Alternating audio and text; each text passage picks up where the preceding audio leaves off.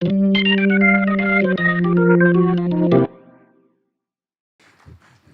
think I've talked to a good share of you tonight, and you've been here the last 2 or 3 nights, but I'm Paul Fanlin of the Capital Times, and this special evening is part of our 9th annual Cap Times Idea Fest.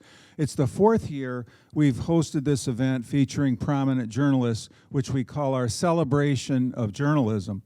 It wouldn't be the same, of course, without David Maraniss, who, thank you. Who, as you know, has been at the center of all things Idea Fest since we debuted in 2017.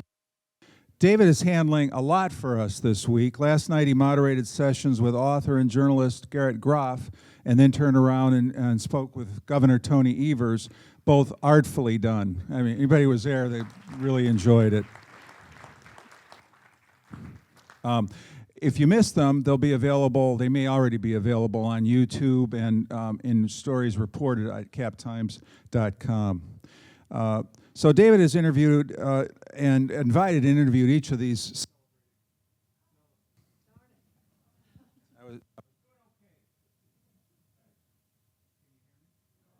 Okay.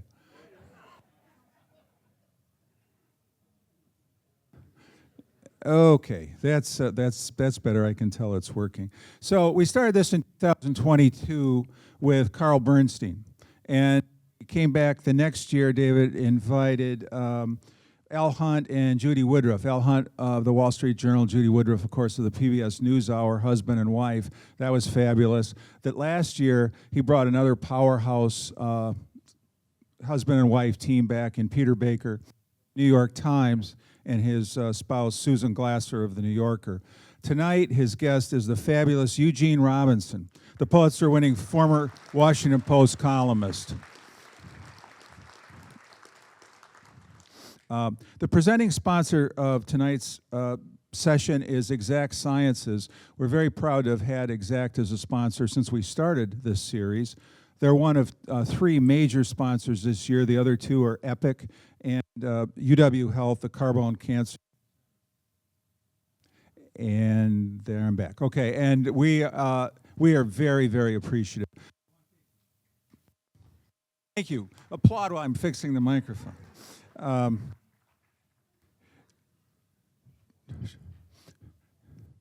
Should I try this one? All right. I'll see if I can. I'll take that one. All right.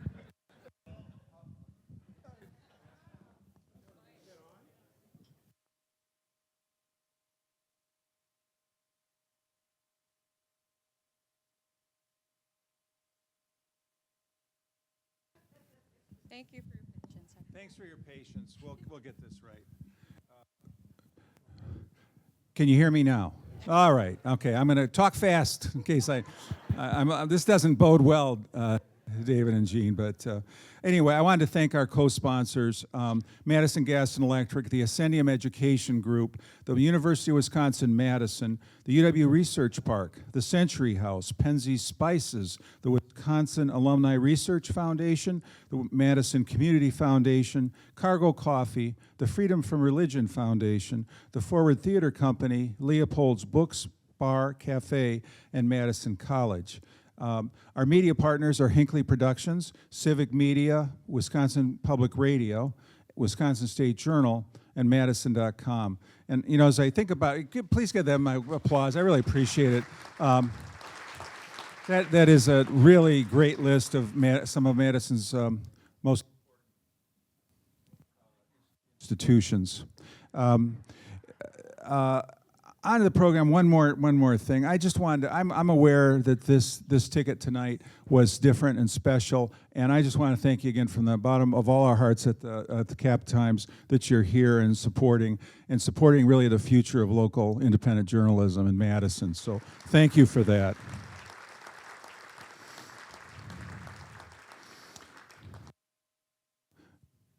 Back in May, when we announced that Gene Robinson would be here tonight, it sold out almost immediately. It was our first session to sell out. I was telling Gene and David that tonight. It was really, really gratifying.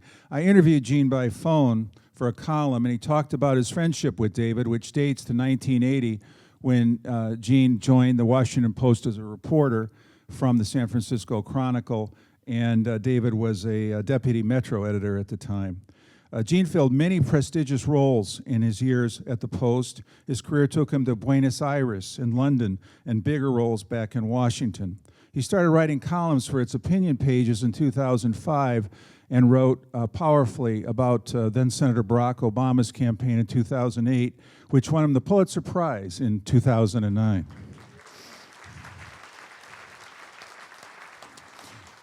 Gene, like David, has severed ties with the Post, which I'm pretty sure will come up tonight. Gene told me he's been writing a book that would be done next year. It's the story of 200 years of American history through the prism of his own family.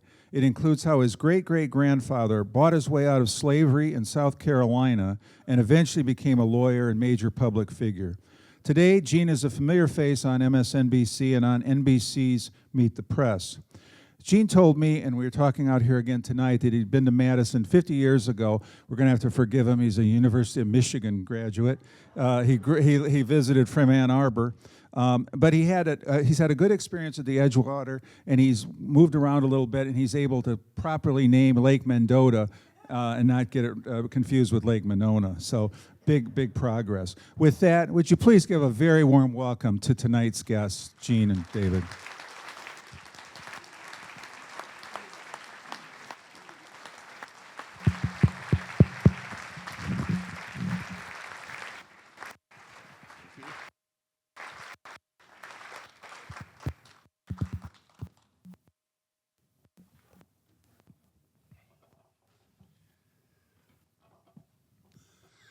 I am a disaster with microphones, so is it working? Great. So far, right? Well, as Paul said, Gene and I go back 45 years, back to the old Post newsroom on 16th Street with its horrible fluorescent lights and and an old night editor who called us all chief, or ace. Yeah. Ace. Is mine working too, by the way? No. Is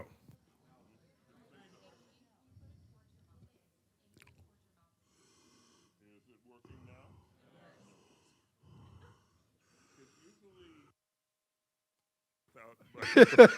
People hear me without microphones. There you go. Now it's working. Okay. Yeah, he was ace, I was chief. But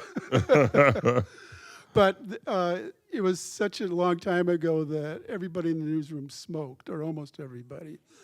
Mm-hmm. And as Paul said, I was the deputy Metro editor and then Metro editor. And my form of editing was to roam the newsroom knowing who had a cigarette I could bum from. And Gene was a reliable Winston man. Yeah, I was there. Do you remember when there were newsmaker lunches in Katharine Graham's boardroom? When I got there would be like little cups of cigarettes on the table for our guests to indulge in. Anyway, those were the days, right, Gino? They were. And of course, this is a love fest tonight. I can't tell you how many people came up to Gene and said that they have crushes on him from his MSNBC mornings and his column, which has been terrific over the years. So welcome to Madison, Gene. Thank you. Thank you. Madison has really outdone itself, not just with the weather, but with the welcome here, and I'm just having a great time. And I get to sit here and talk to David. So this is supposed to be a celebration of journalism? Yeah. So the first thing we're going to talk about, yeah, we obviously, gotta go there. We both resigned from the Washington Post this year. And Gene, I'd love for you to describe sort of that week when you decided to do it and what the sort of juxtaposition of what was happening at the Post and what you were seeing elsewhere was going on. Well, I at the Post, I was on. There's a wall between the news side and the opinion side, and I was on the opinion side. I wrote for the op-ed pages. I wrote a column. I actually did it for almost exactly 20 years, and so theoretically, never the 20 will meet.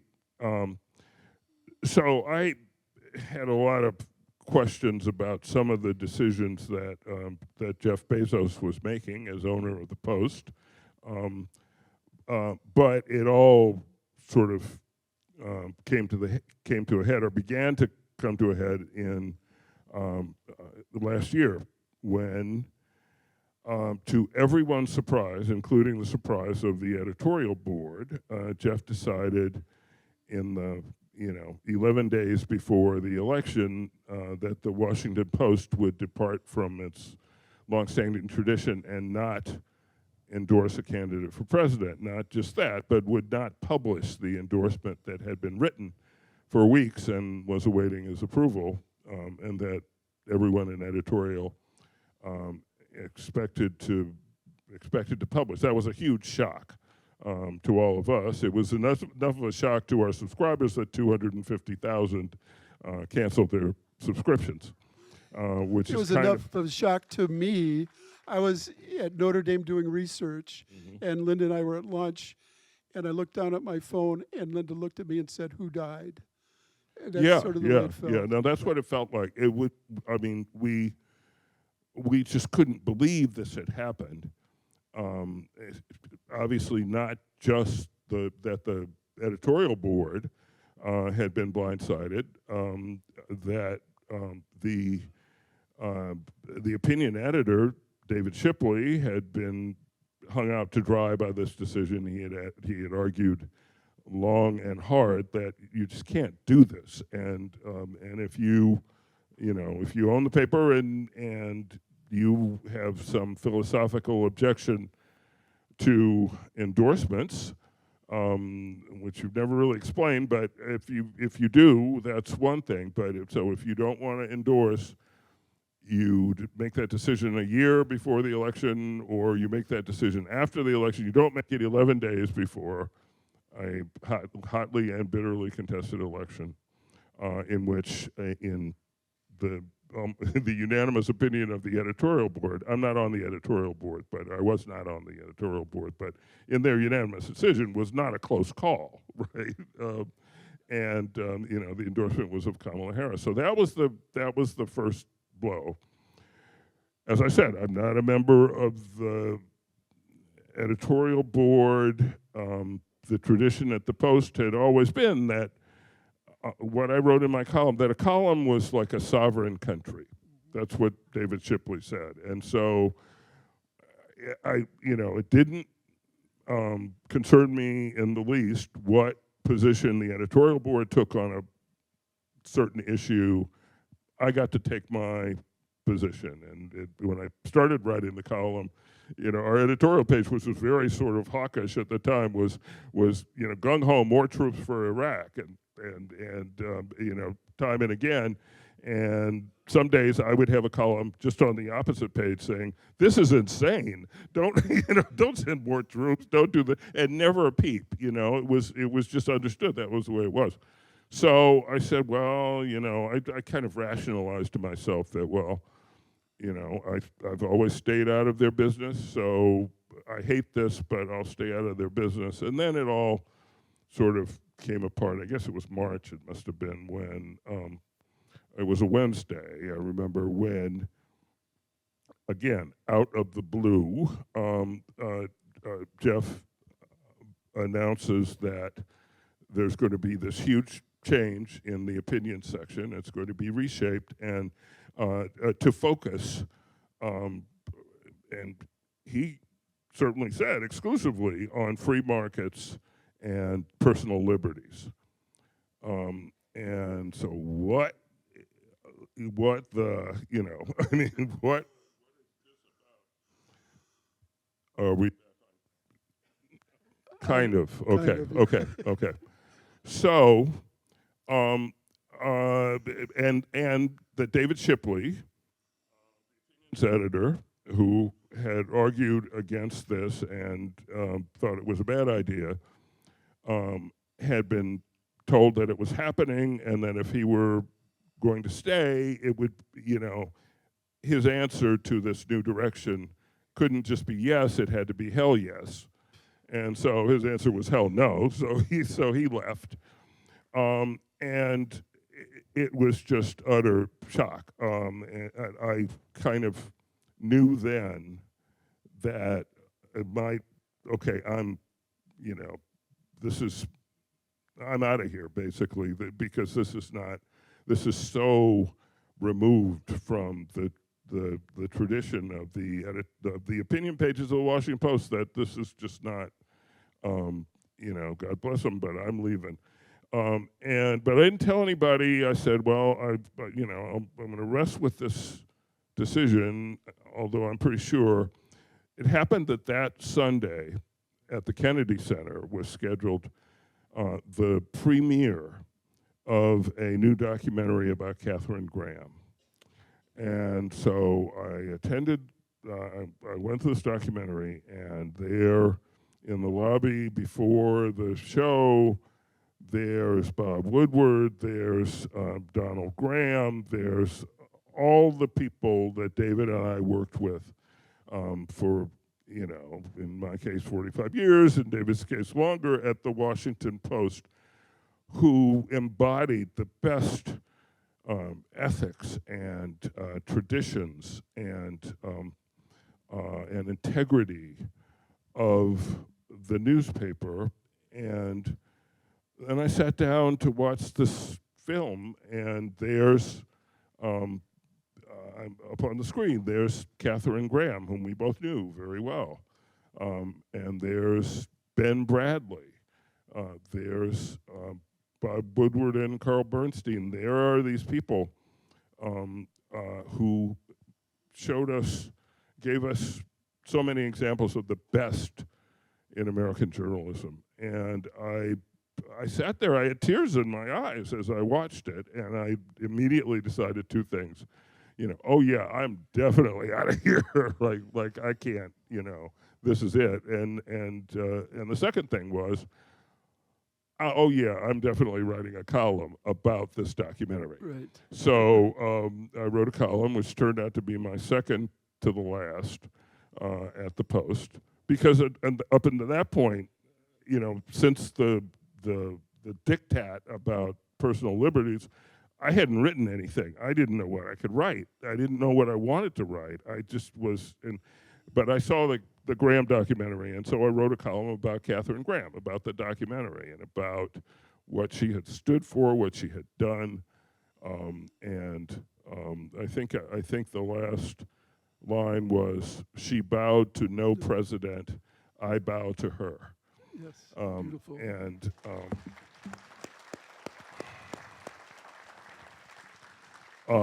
I actually intended to leave that as my very last column, but like a week later, the President Trump announced his campaign of revisionism at the Smithsonian, and his objection to portrayals of uncomfortable history. And my late wife, Avis, was a collector of African American historical artifacts and documents. And so I felt compelled to do one more column, and it used one of the something she had collected, and it was the document recording the sale of a Negro girl and her child in Rhode Island in 1776. This is a document we had lent to an exhibition, traveling exhibition years earlier, called America I Am, that and they had hung it next to a copy, an original copy of the Declaration of Independence. So you had these two 1776 documents that said very different things. And so that was the last column I did. It was about that document and how this history happened. And you make all the noise you want, but we know it, and it won't go away. This will not stand. And so yeah, that's what it was like. It was weird. And, you know, you left the Post, everybody, I mean, the number of people who have left the Post in the last few months, including many, and I would say most of the best journalists at the Washington Post have just, have left, have gone to the Atlantic, have gone to the New York Times, have taken a buyout and retired and are doing other things. And it is a tragedy, really. I think it's a tragedy for American journalism, but it is what it is. So there's the celebration, folks. Yeah, well, sorry to be a downer. No. Well, Gene, you went out in style. Those last two columns were really Well, were thank brilliant you, and moving. thank you. I was actually so depressed over what was going on, I couldn't watch that documentary. It would have hurt me too much. Yeah, no, it was a wrenching experience. It really was. I mean, I'm sitting here, and right over there is Don. Yep. And it's just everybody, George Solomon, the sports editor, and Ted Lutz, who was publisher for a while, and everybody that we knew from around the office, from our editors' retreats that we used to go on every year. Good people, brilliant people who just did great work for all the right reasons, and then watching it was a wrenching experience. Yep.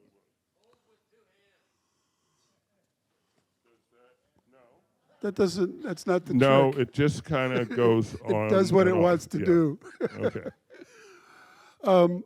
Well, let's go on to other issues that are equally depressing. Well, I mean, the last 2 days have sort of been wrenching in the sense of the killing of young conservative Charlie Kirk, yeah. and which is at once tragic, but not without context. I would say the context of guns, of violent rhetoric, of things falling apart. Absolutely. Boy, we really are cheery tonight, aren't we? Yeah, things fall apart. No, it's not without context. It is, it goes without saying, but I'll say it. It is appalling, it is deplorable, it is unacceptable that a young conservative or a young progressive or anybody, really, who's sitting down to give a speech is killed in that way, and so there can, so there's not a but after that sentence. That's a full stop. That's deplorable. There is a context, and the clearest context, yes, our political rhetoric, our political divisions are. To say they're exceptionally acute is an understatement. I mean, and it's hard when you look back. You're searching for antecedents. Like, are we back in the 1850s when the nation was tearing itself apart over slavery? I don't know. I certainly hope we're not. But the one thing, of course, that every tragic shooting has in common is the gun. Yep. It's the fact that anybody who wants to, whether they're stable or not, whether they're qualified to or not, can get their hands on a gun, and not just on a gun, but on a high-powered military-grade weapon. You're very persistent there, Gene. So, whether or not this thing is on, so I'll just keep talking. And that we certainly ought to be able to talk about together. And I hope someday we are able to talk about that together as a nation, because it is insane. It is absolutely insane. Every pathology that everyone cites, mental health, you know, I think RFK Jr. says video games or you know, not enough antioxidants. Everything else, the one thing we can agree on is there's always a gun. And that's one thing we could actually concretely work on. But, you know, I wrote that column How many times? 20 times at least. Yeah. At least 20 times, that same column. And a lot of good it did. So you're one of several guests this week who've come from Washington. And each one of them, I've asked sort of their observations of the last 3 weeks of the militarization of that city and what you've seen. Yeah. So I had some friends in town last week from California. So, you know, they wanted to go to some of the Smithsonian museums, so I spent a couple of days actually down on the mall.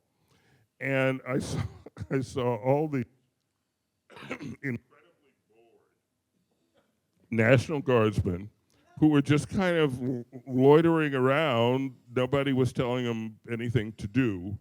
The only thing I saw them do was to tow away the illegally parked food truck. You know, Ethiopian Right. immigrant that parked down by the mall, and so they were all over that food truck. But that was it. Yes.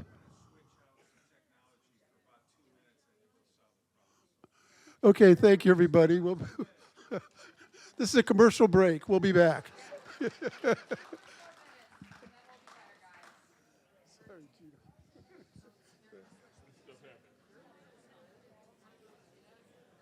So you were in the middle of talking about the mall cops.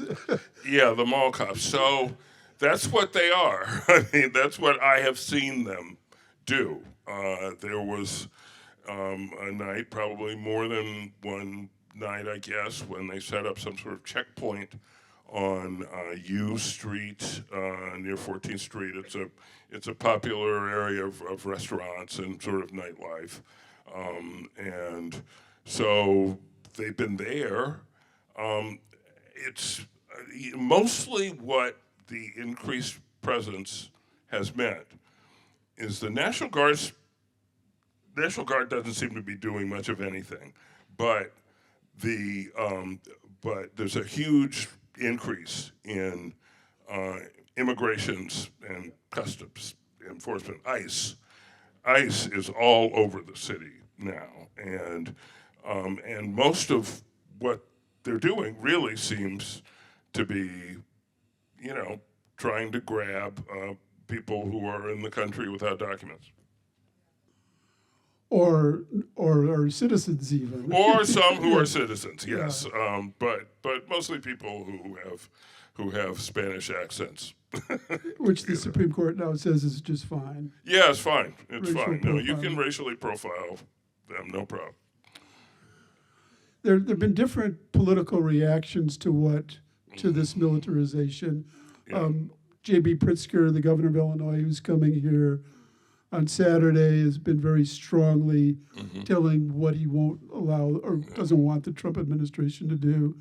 Governor Evers last night was pretty strong on that, although he wouldn't tell me what his plan was. He said he has one.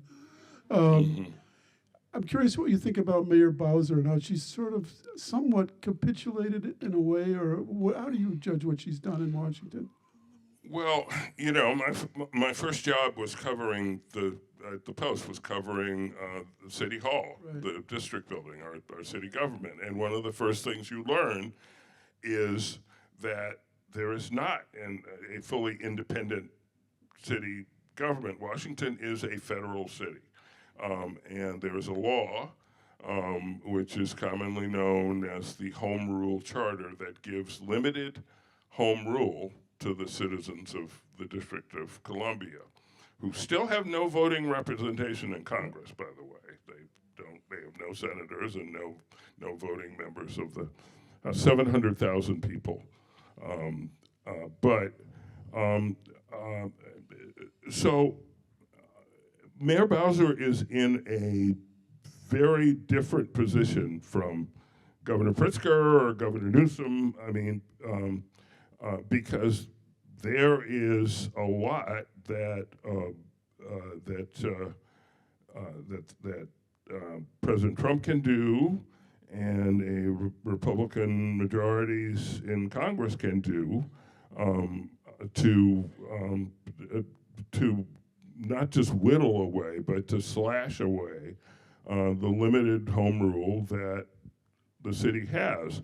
And in fact, in approving the last budget, House Republicans just took $1 billion of the district's own money, their own tax receipts, their money.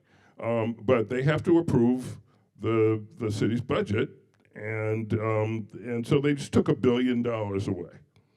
And they're always, if they want, they can meddle in other laws that the city council passes and the mayor signs and this and that. So she has a fine line to walk. That said, has she been maybe a bit too enthusiastic about it? I don't know. I mean, there's also a local attorney general of the District of Columbia who has taken a different approach. He has sued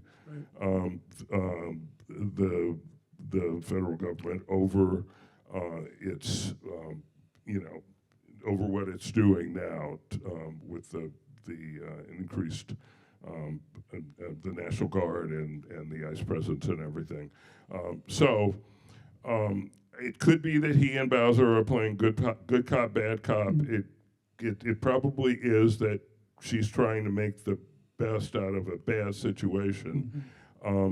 It's costing her, I think, some political support in the city, because it's very clear that in the neighborhoods, especially in the neighborhoods that have the biggest crime problems, that want better policing, in some cases more policing, but they want community policing. They don't want National Guardsmen from, Alabama or Texas who have no idea where they are or what they're doing or who anybody is. That's certainly not what they want. And they've made that very clear, that this is not popular among the mayor's constituents. Yeah. Well, I've said for decades that race is still the American dilemma. Mm-hmm. And it seems like we're at a new stage of that with the attacks on diversity, voting rights, this disparagement of black politicians in these cities. All of these things add up to something more than what we've seen in several decades. Yeah, absolutely. I mean, the book that I just finished writing is really about these several times, more than once, in U.S. history when African Americans have achieved a greater measure of freedom, autonomy, more rights, and then suddenly they're taken away. And of course, the biggest sort of peak and valley until now was Reconstruction. There was, there was actual Reconstruction in the South for roughly 7 years when the federal troops, the Union troops, were still in the South, and The Hayes-Tilden Compromise of 1877 resulted in the troops being withdrawn, and boom, here comes Jim Crow, and this sort of revisionist, revanchist narrative of the Civil War as the war between the states that was fought for honor and states' rights. And by the way, we are going to maintain white supremacy explicitly stated in the states of the former Confederacy. So I certainly fear that what we're in the middle of is another of those great reversals. We had a period, arguably the period that culminated the culmination of the civil rights movement, the passage of the great civil rights legislation in the 60s, a period of quantifiable affirmative action that ended pretty soon. It ended with in 1980 with the Reagan presidency, but a genuine, a general sort of upward trajectory that culminates in the election of the first African American president in the history of this country, something I never thought I would live to see. And that's followed immediately by the election of Donald Trump, and by this rejection, explicit rejection of diversity, equity, and inclusion, this demonization of the very ideas of diversity and inclusion. It boggles the mind, but that's where we are, and that's what we're seeing, and we're in the middle of a very concerted effort to reverse that, and it's being done by those who have the power. Gene grew up in Orangeburg, South Carolina. I don't know whether many of you know what the resonance of that statement is, but here in Madison we had the protests against the war in 1967, and police, some might call it a police riot at the Commerce Building when students were sitting in. Orangeburg had something far worse, where black students were killed. And Gene, you were 14 years old then when that protest happened. Can you tell us the story of what happened and how you responded to how it affected this 14-year-old black kid in your hometown? So I remember segregation. I remember when there were stores that my family couldn't go into when I was a kid in Orangeburg. I remember I had buck teeth, and to go to the orthodontist, my dad would take me to the orthodontist, but we couldn't wait in the regular waiting room. He would have us wait in his private office because it was just not acceptable for me to sit next to the white kids with buck teeth, which I always thought was weird. But and so in 1968, I was sophomore in high school, and I was going to what had been the white high school in Orangeburg until 3 years earlier. News of Brown versus Board of Education was in 1954. It took a full decade to get to, for that news to get to Orangeburg or be acted on, but grudgingly, I think there were maybe 20 or maybe more than 20, 30 black students at Orangeburg High out of 1,000 students, say. There were businesses in Orangeburg that were still segregated. So was the local public hospital, by the way, Orangeburg Regional Hospital, had, you know, a wing for black people and a wing for white people, and it adamantly refused to integrate when other hospitals were, you know, were doing that. And one of the other businesses that was segregated was the one bowling alley in town, the All-Star Lanes. And there are two historically black colleges in Orangeburg, both of them near my house, Claflin University and South Carolina State University. My mother was the longtime head librarian at Claflin University. My grade school was on the campus of South Carolina State University, and the two schools are right next to each other across 2 streets and some railroad tracks from my house. So you could see I had the line of sight to both campuses from my house.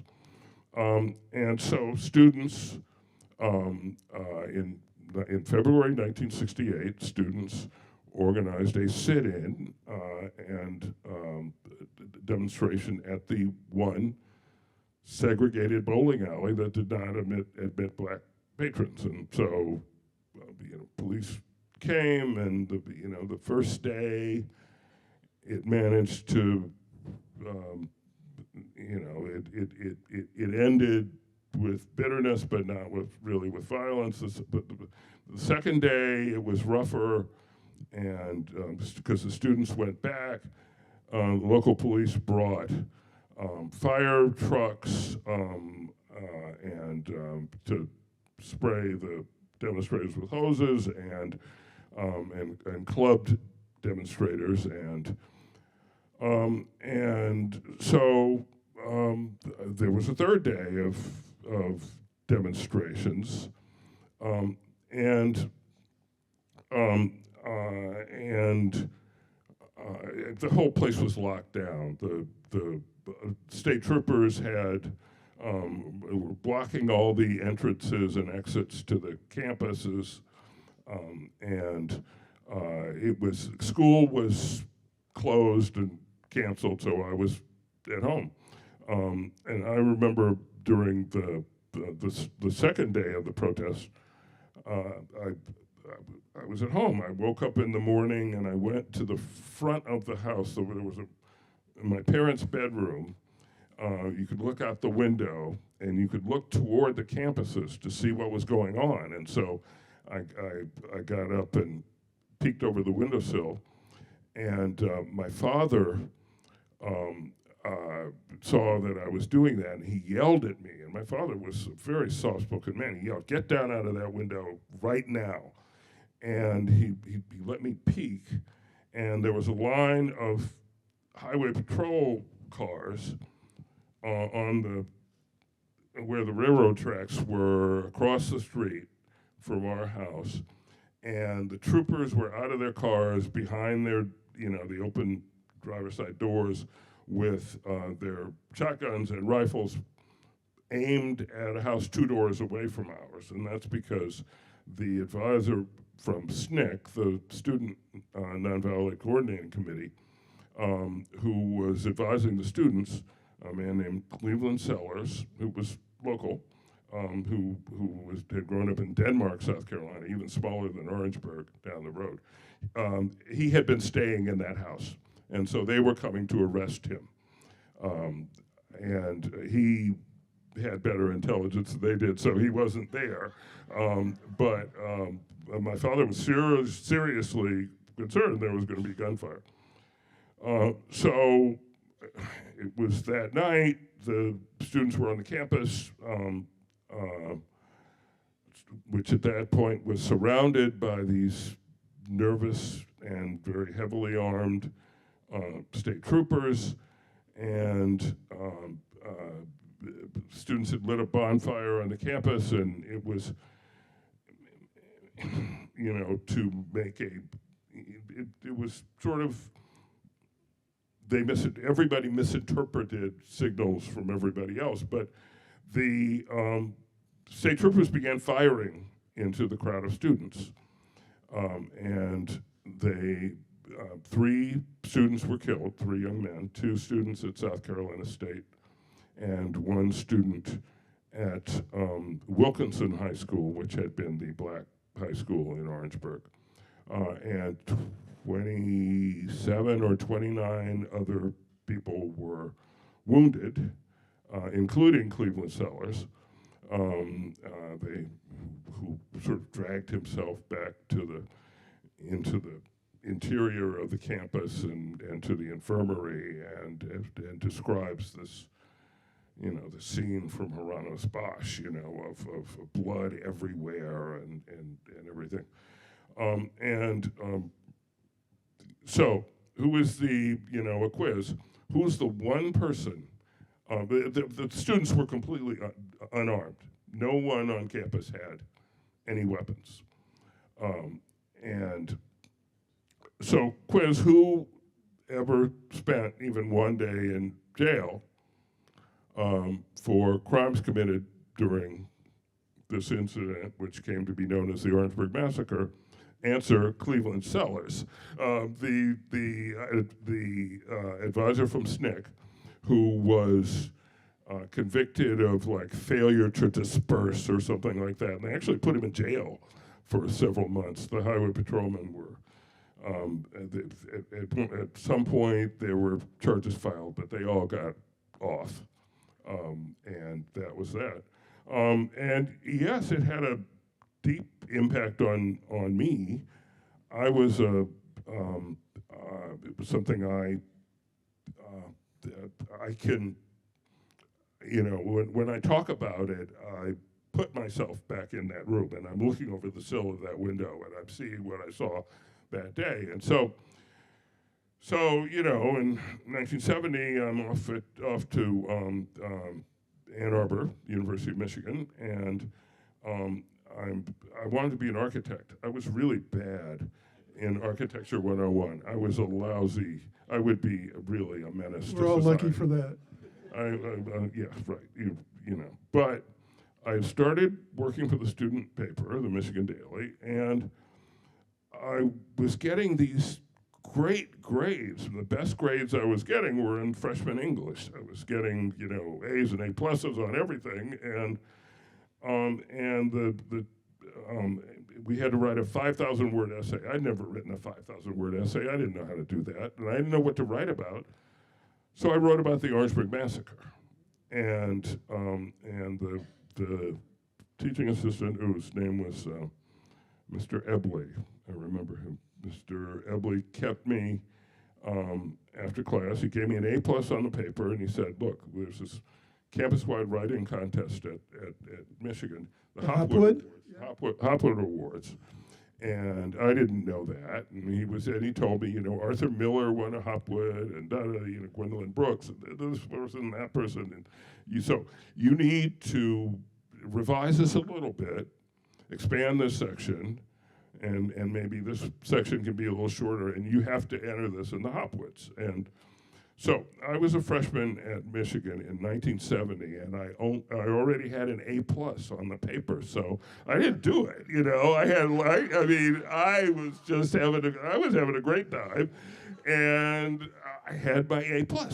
And so, but he kept asking me, have you done those revisions? Have you entered the Hopwoods? And no, Mr. Ebley, I haven't. And finally at the end, it got to a point where he said, "Okay, now the deadline is next week for the Hopwood entries. Have you done those revisions? Have you entered that essay?" And I said, "No, Mr. Ebley." And he said, "If you don't do this, I'm going to make your life a living hell." And he had crazy eyes, these big crazy eyes. And I thought, okay, well, so I did it. And I entered it, and it won a Hopwood. And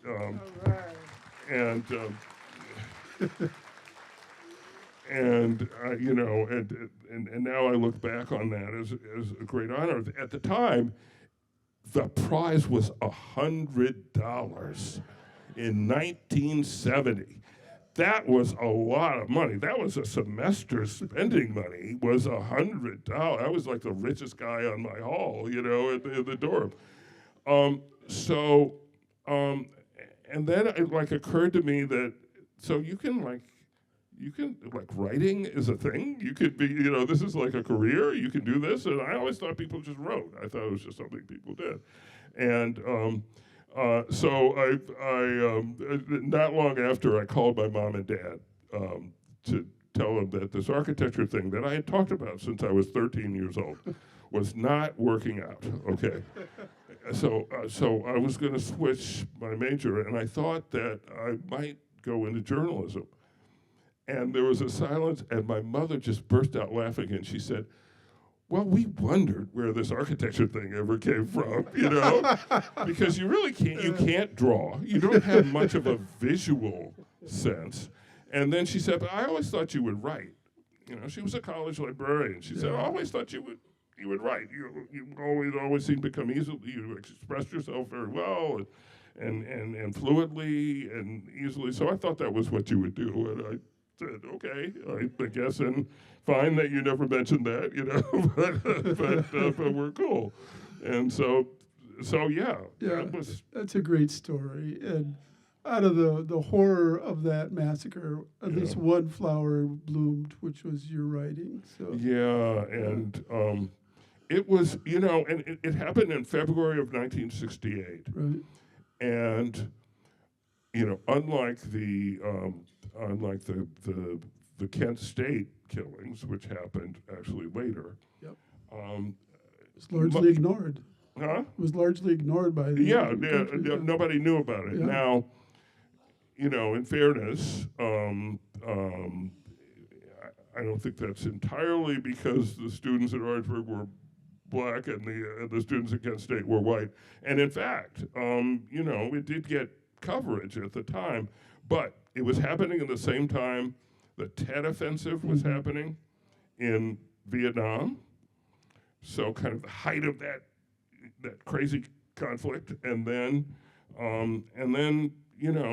shortly thereafter, Dr. King was assassinated in April, and then Robert Kennedy was assassinated.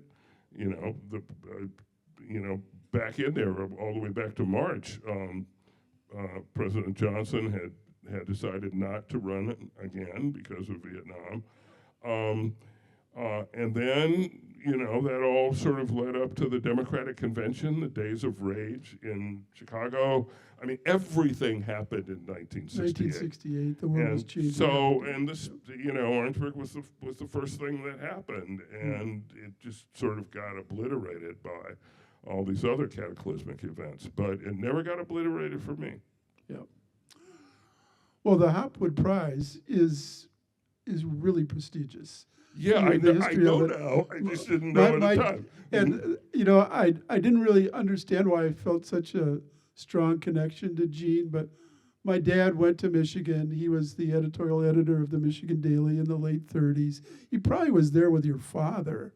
Yeah, he probably was. And he would always talk about the Hopwood Prize. And Arthur Miller was one of his and my uncle's friends there writing at the Michigan Daily. Oh, boy. And it was quite a place at that time. So you're part of a really great tradition in that sense.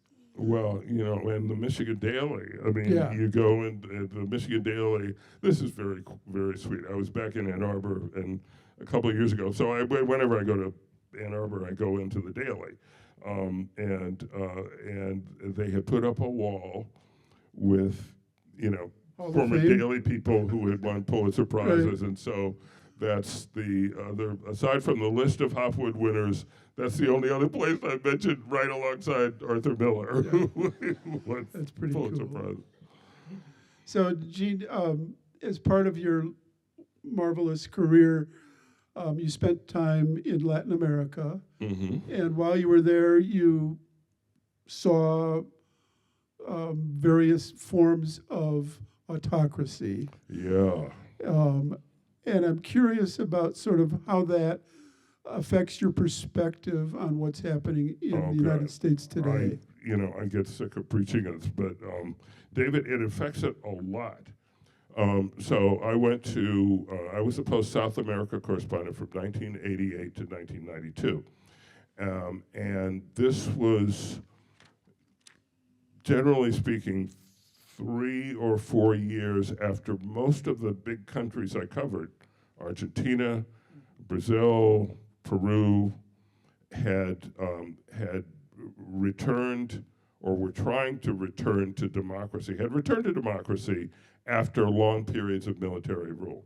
Chile was still under General Augusto Pinochet. And the first big story I covered in South America was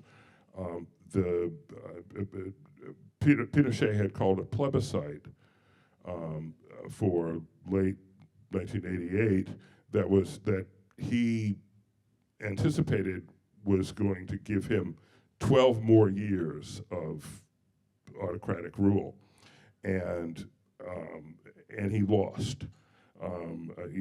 Brilliant political operatives managed to keep together a coalition of parties ranging from the center-right Christian Democrats to the socialists who were so far left they were left of the communists. Okay, they were like the regular socialists, and then the communists, and then the like Almeida socialists who were like beyond the Maoists. But they all stayed together, and they all voted no on the plebiscite, and they won. But what I was seeing, and what so concerns me now, was number one, I saw just the difficulty that in every country they had in affecting that formal transition back to democracy, right? You got to get the militaries out. You have to get the autocrats out, and it was with the plebiscite there.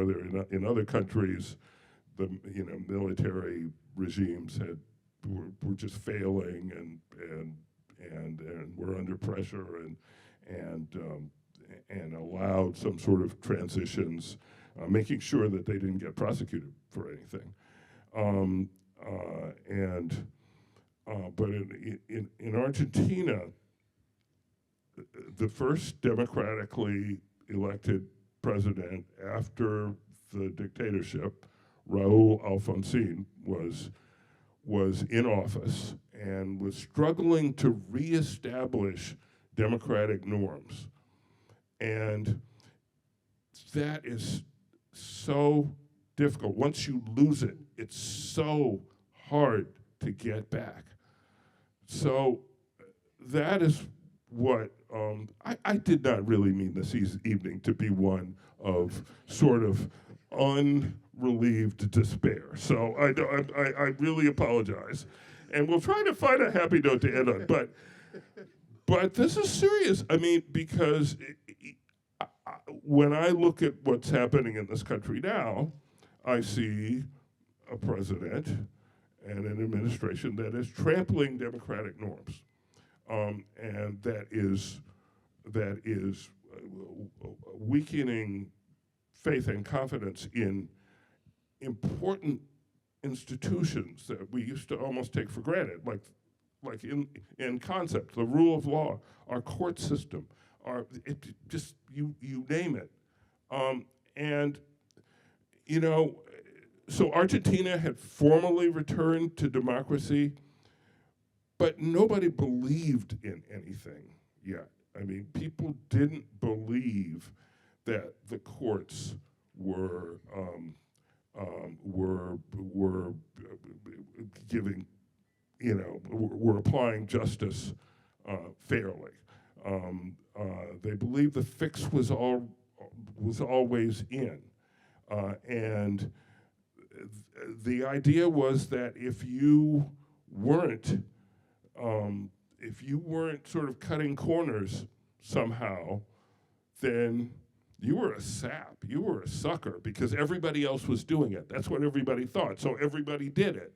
My driver's license, my U.S. driver's license expired when I was down in South America. I forgot to renew it when I was on home leave, and I needed a driver's license because sometimes I had to, I'd parachute into a country or something. I need to rent a car. I had to have a license.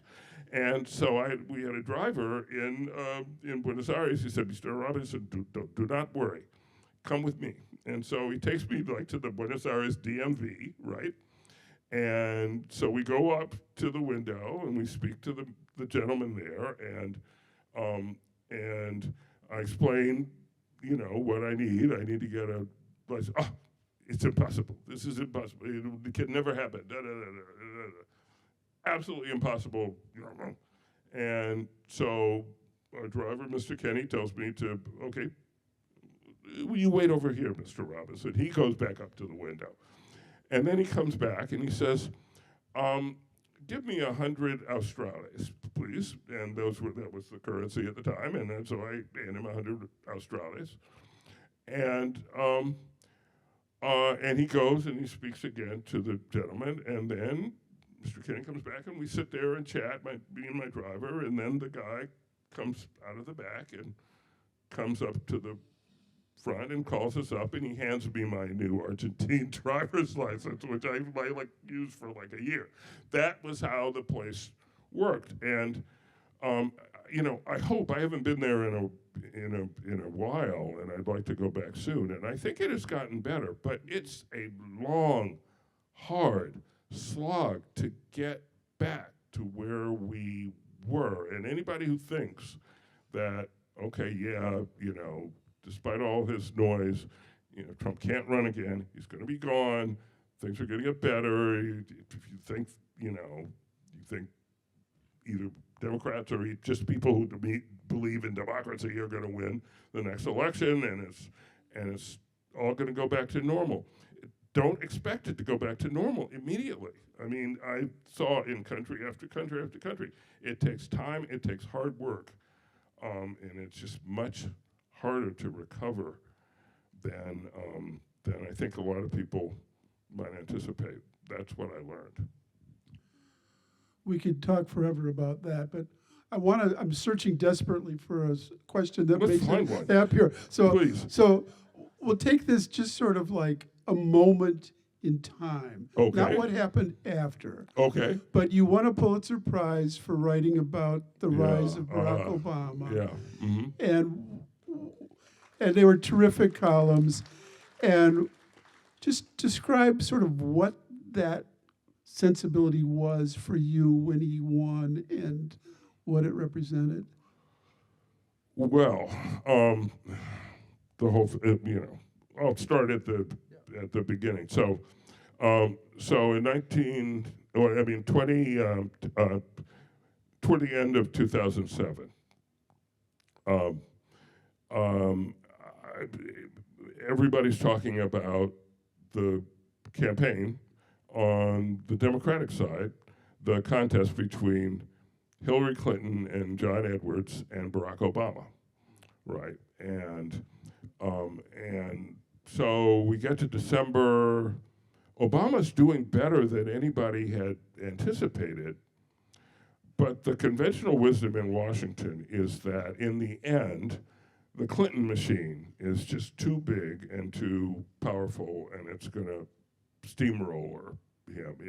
So Clinton's going to be the nominee, and Obama's going to be positioned for the next time.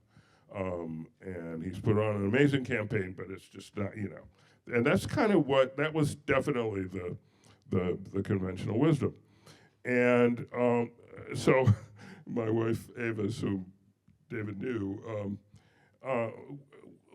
we're at home and sort of talking about the election, and I must have just been on television and sort of talking about the prospects and what's going to happen in the Iowa caucuses, which were very early that year. They were like the 2nd or 3rd of January. And so I had said something about that, I guess, on the air, and I get home and Avis says, so how the hell do you know what's going to happen in the Iowa caucuses? And your ass is here in Arlington, Virginia. So you don't know, and she, You're right. And she reminded me of what I always used to say, because it was the old foreign correspondent saying in South America, which is that if you don't go, you don't know.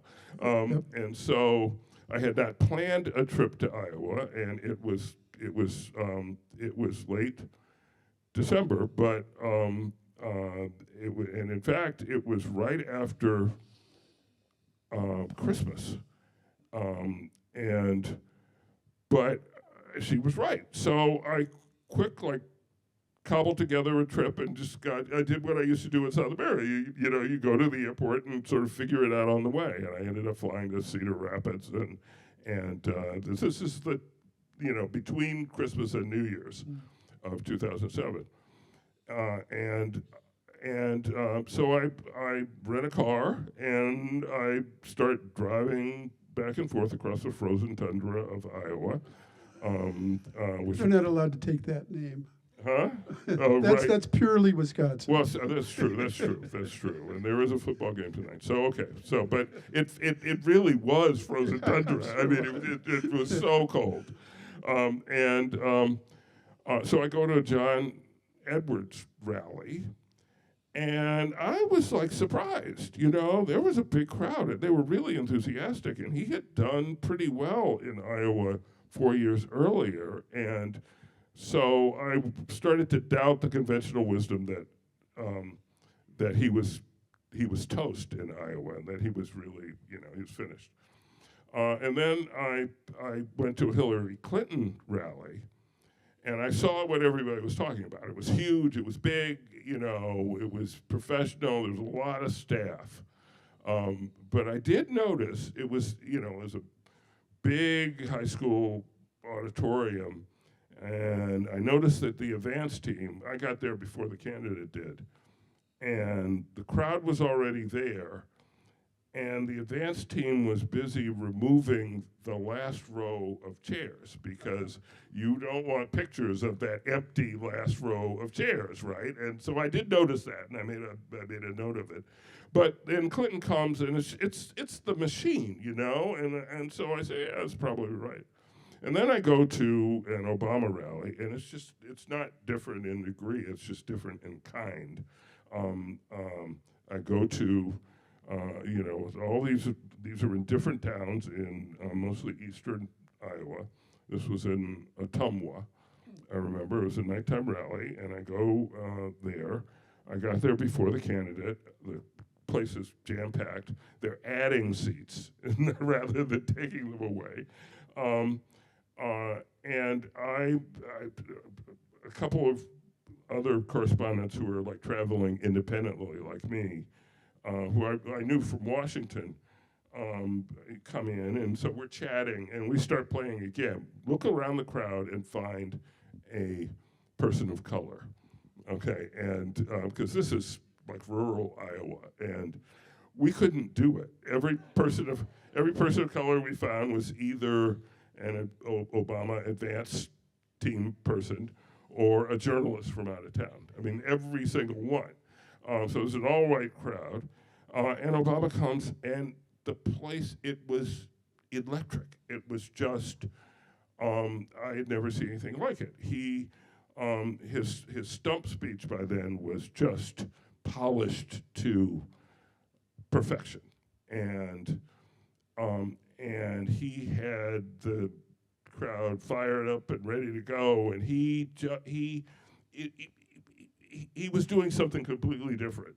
He wasn't running down issue positions. He wasn't particularly attacking the Republicans. He was showing these. He was asking and inviting this audience to imagine a better country and to imagine better versions of themselves.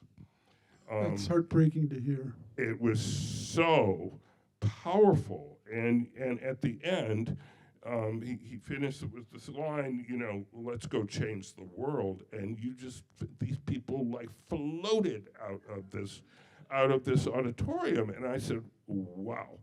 And I remember afterwards, I got back in time for New Year's. I went to a New Year's, Avis and I went to a New Year's party, and you know, it was a small news party, but everybody was involved in politics in some way. There were like 2 former cabinet secretaries there, right? They're all Democrats.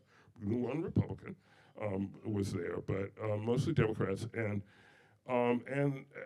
you know, I just been in Iowa. What do I see? And their sort of question was, you know, can Obama get close? You know, will he have a good enough showing so he can stay in the race? And I was like, you know, I can't believe I'm saying this. I think he could win in Iowa, and so of course he did win Iowa, and actually Edwards finished second, and Clinton finished third, and the rest is kind of history. But it was making that trip to the caucuses and seeing that rally and seeing what just the effect he was having on people informed the way I wrote about the rest of the campaign, because I knew that this thing that I never even really thought about, that a black man would be elected president in my lifetime, it hadn't occurred to me to kind of think whether that was possible or not.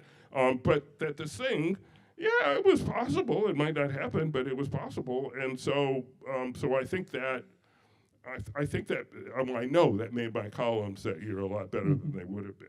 That's a great story. We're going to have to wrap it up. Unfortunately, I could talk for hours with you. Yeah, well, But let's end with another sort of positive, happy moment about a subject that's not really, and that is in your book. I love I've read the first chapter, and I love this moment where you're searching for something over and over again, and then finally there's the moment that you find it. So my book starts with my my great-great-grandfather, who was sold as a boy in 1829 to a plantation owner named Richard Fordham outside Charleston, South Carolina, and who was sold again to a Charleston businessman in 1848. And in the intervening time, he had been taught to be a blacksmith, and apparently he was very good at it. So I knew that, and I had managed to find those records, actually. So I knew that, and I knew that he had been a free person of color, as they were called in Charleston,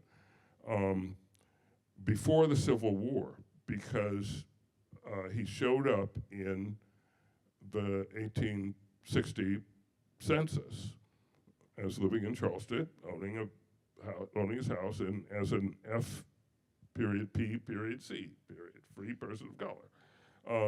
And so I knew that, but I didn't know when between 1848, when he was sold to this businessman named Otis Mills, and 1860, he had become free.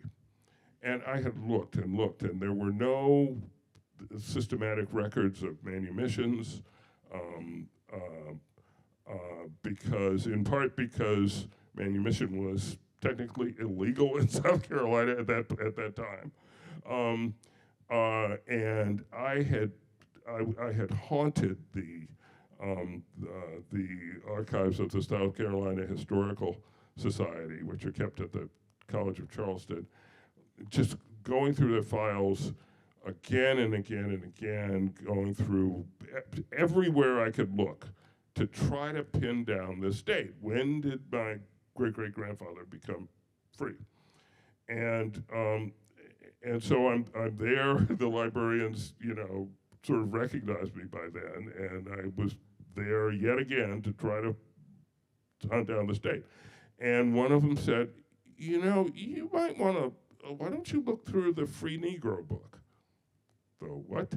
So the Free Negro book, and the Free Negro book was a log, an annual log of free African Americans in Charleston who had paid the annual capitation tax. There was a tax. If you were going to be a free black person in Charleston, you paid a tax of $2.75 a year.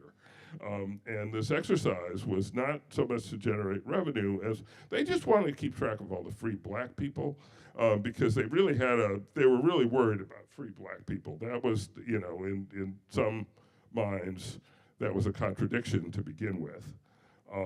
And second, there had been a foiled slave revolt plot in the 1820s that had been led by a free black man, and so they very carefully kept track of who was it. So every year there was an edition of the Free Negro book, and they had it on microfilm, and so this very helpful librarian just started bringing over these reels, and I was going through year by year by year.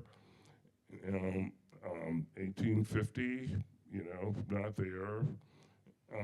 And I get to 1851, and I'm scrolling through, and I'm going through the F's, and there he is, Henry Ford, for the first time in 1851. So finally, and then he's there in every subsequent year. So finally, I know when he became free, and I'm in a library, I'm in a hushed sanctum of a larger library of the College of Charleston, and I just let out this scream, yes! And I'm like, oh, I'm so sorry, and everybody's looking at this.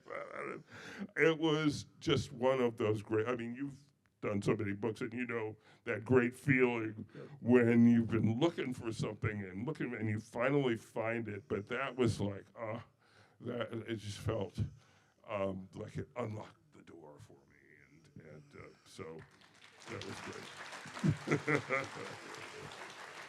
I think we're all going to have a big scream of yes listening to you tonight, Gene. Thank you so much. Well, thank you, David. Thanks, everybody. Thank you.